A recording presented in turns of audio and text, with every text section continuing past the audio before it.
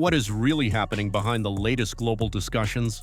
Why did one of the most important annual summits, the G20 meeting in Johannesburg, unfold with so many empty seats from key world leaders, yet still produce a long and ambitious declaration?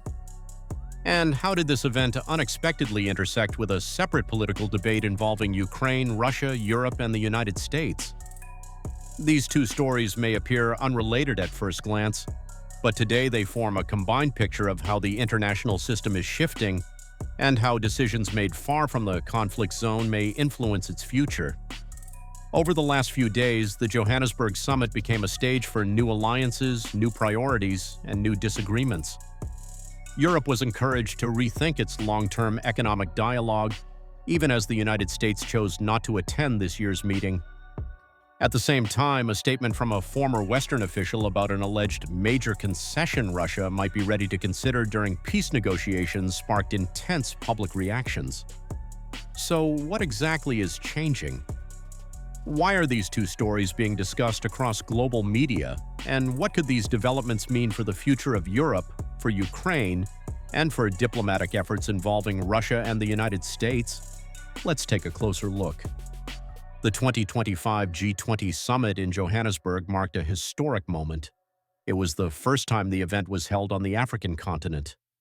The final declaration, titled Solidarity, Equality, Sustainability, outlines several priorities: reform of the international financial architecture, support programs for developing economies, sustainable development and climate resilience initiatives, commitments to strengthen global food security. Despite these goals, the summit experienced significant diplomatic tension. This year's gathering took place without the participation of leaders from the United States, China, and Russia, three countries that shape much of the global economic agenda. Because of this, the scope and realism of the commitments were quickly questioned by analysts. European representatives were encouraged to consider a new long-term format for economic dialogue that would include African, Middle Eastern, and Asian partners. This proposal suggests the emergence of an alternative track of cooperation outside of the traditional G7-centric model. Some members describe this as an opportunity for Europe to diversify its partnerships. Others quietly wondered whether the absence of several major powers would limit the practicality of the adopted resolutions. Even so, the summit's organizers emphasized that the declaration reflects the collective commitment of participating nations to work toward a more balanced and inclusive economic future. Whether these goals will translate into real policy depends on the coming months of negotiations. While the G20 discussions echoed globally, another story captured public attention. A former Western official stated that Russia might be prepared to consider a significant concession as part of future peace negotiations concerning Ukraine. The statement gained traction across European and Ukrainian media and quickly became the subject of vigorous debate.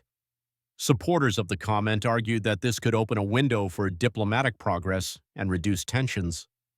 Others expressed concern that such claims could influence public expectations or put additional pressure on Kyiv amid ongoing discussions about possible settlement frameworks.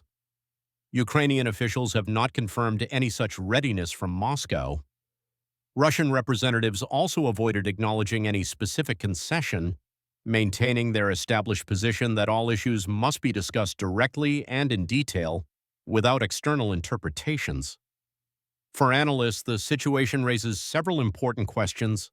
Was this statement based on insider knowledge or speculation? Could it influence the negotiation environment by creating expectations of flexibility? Would such public remarks complicate or accelerate diplomatic contacts between the parties? As discussions continue, one thing is clear: international interest in a structured settlement remains high, and the topic continues to shape political dialogue between Europe, the United States, Ukraine, and Russia. Experts suggest several possible scenarios.